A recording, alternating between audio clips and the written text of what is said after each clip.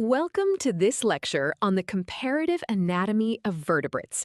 Today, we're going to explore a fascinating topic, dentition. Imagine trying to eat a whole apple, a tough piece of beef, and a handful of hard nuts. You wouldn't use a spoon for all of them. You would use a knife, a fork, and a nutcracker. In the animal kingdom, vertebrates have a built-in set of tools right inside their mouths to handle their specific diets. This incredible, customized toolkit is what we call dentition, and it tells a rich story about how an animal lives and evolves. Now that we have introduced the idea of teeth as tools, let us formally define what dentition is. In comparative anatomy, dentition refers to the characteristic arrangement, kind, and number of teeth in a given species at a particular age. Why does this matter? Because teeth are the primary tools an animal uses to interact with its food. Just like a carpenter selects the right tools for a job, nature has equipped different animals with specific types of teeth to help them survive, hunt, and eat efficiently. By simply looking at an animal's teeth, we can instantly tell a story about what it eats and how it lives. Building on the idea of specialized tools, let us look at how teeth are classified by shape. Vertebrate teeth are typically classified based on their overall shape into two main categories. First, we have heterodont dentition. This means the animal possesses different shapes of teeth, such as incisors for cutting, canines for tearing, and molars for grinding. Mammals usually have this type of dentition. In contrast, many reptiles and fish have homodont dentition. In a homodont mouth, all the teeth look like identical sharp pegs. They're not designed for chewing, but simply to grab and hold on to struggling prey. Besides shape, another crucial way we classify teeth is by how many sets an animal grows during its lifetime. Mammals are generally diphyodont, meaning they grow exactly two sets of teeth during their lives: a temporary set, often called baby teeth, and a permanent adult set.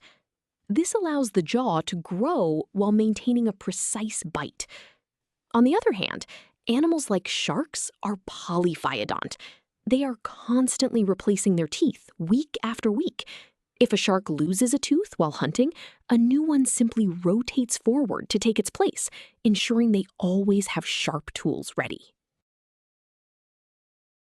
Understanding these classifications leads us to a broader question. Why does dentition matter so much in biology? The primary reason is that teeth represent the very first step in the digestive system. They are responsible for the mechanical breakdown of food.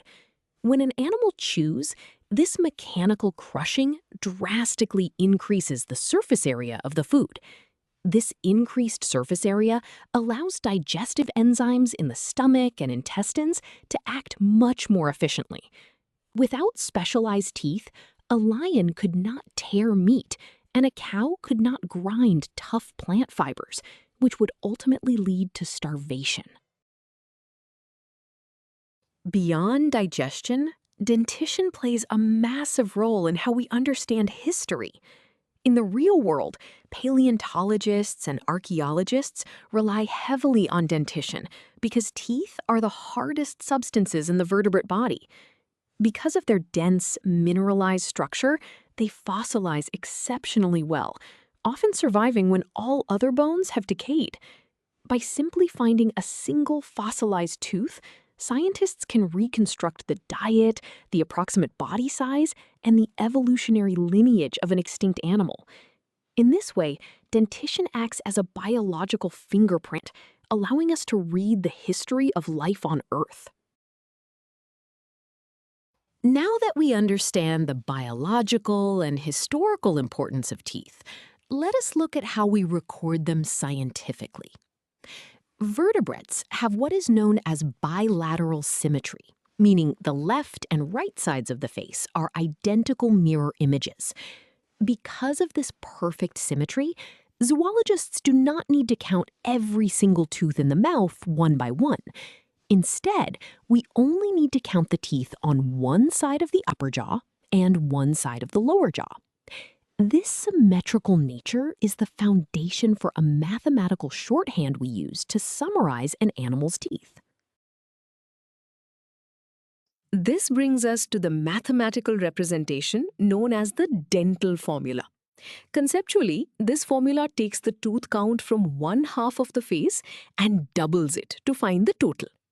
Let us break down the symbols. The capital N represents the absolute total number of teeth in the animal's mouth. The variables I, C, P, and M stand for the 4 types of heterodont teeth: incisors, canines, premolars, and molars. The subscripts U and L tell us whether those teeth are located in the upper jaw or the lower jaw. The multiplier of 2 at the very beginning is crucial because it mirrors the counted side to the uncounted side of the face. If an animal evolves to lose a certain type of tooth, that variable simply becomes 0, decreasing the total count. Before we move on, let us see this formula in action with a concrete example, a typical human adult. We are given that one side of the human upper jaw has 2 incisors, 1 canine, 2 premolars, and 3 molars. The lower jaw has the exact same arrangement. We are asked to find the total number of teeth, N. We choose the dental formula because it perfectly handles this bilateral symmetry. First, we substitute our specific numbers into the equation. We add the upper quadrant teeth, giving us 8, and the lower quadrant teeth, also giving us 8. This intermediate step tells us there are exactly 16 teeth on one entire side of the face. Finally, we multiply by 2 to account for both sides. The final answer is 32 teeth, which perfectly matches human anatomy when all wisdom teeth have erupted. Now that we have calculated human teeth, let us look at an animal with a completely different diet, an adult dog. We are given that the upper jaw has 3 incisors, 1 canine, 4 premolars, and 2 molars on one side. The lower jaw has 3 incisors, 1 canine, 4 premolars, and 3 molars. Notice the upper and lower jaws have different numbers of molars. We substitute these values into our formula. Adding the upper quadrant gives us 10 teeth, and the lower quadrant gives us 11 teeth.